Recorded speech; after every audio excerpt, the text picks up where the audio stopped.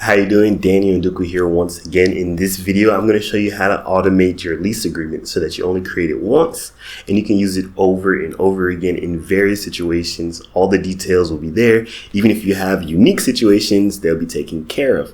The tool I'm going to be using for this is Docsflowy, and I'm going to jump right over to the computer and show you what's going on. All right, so what we're looking at now is just a simple standard lease agreement. This is what any landlord would share with a tenant or a prospective tenant when they want to move into a property. Obviously, you need a signed agreement. So I've set it up a bit. I've set up the main things, check boxes, all of that good stuff. So whenever you're starting a new document within Docsflowy, one of the first things you want to do is actually indicate which roles you have. In this case, it'll be landlord, tenant, and sometimes the tenant signs. Sometimes the agent signs. So I've also created an extra role for the agent. But the only thing the agent will be doing here is, in fact, signing the document at the end. So you have custom tags. Custom tags are tags associated with your account. They appear on every document workflow you make. So if you have a workflow for a residential lease agreement, you have a workflow for a purchase agreement, you have a workflow for a change order, you have a workflow for inspection request. If you create a custom tag, those tags will be available across all of those workflows. And then you have default tags that likewise they're available across all workflows, but these are provisioned by Docsflowy and they cover basic things like first name, last name, full name, date, signature, address, things like that. Then you have things that are unique to your specific document. So where custom tags you create, they're available across all of your workflows. Default tags are created by Docsflowy. They're also available across all of your workflows. And you also have workflow tags, which you create, where they're only available inside of the specific workflow in which you create them.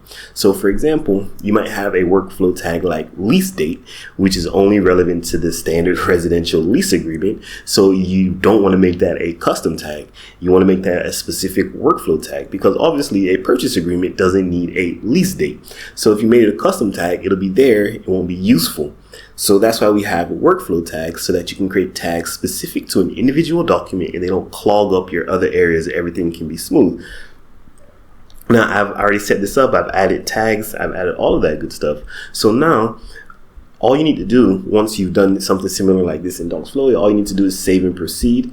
So these are your document settings. You can create the name. So what I did is I used a bit of merge tags or inserting variables. So tenant lease, and then I want to put the full name of the tenant. So when I'm looking for it, I can either type in the full name of the tenant or I can type in tenant lease and bring this out. So it just makes it easier to search. And so these are variable tags. So every time a new tenant fills out this thing, their name will be appended to the file name. Very easy to search, very easy to work with.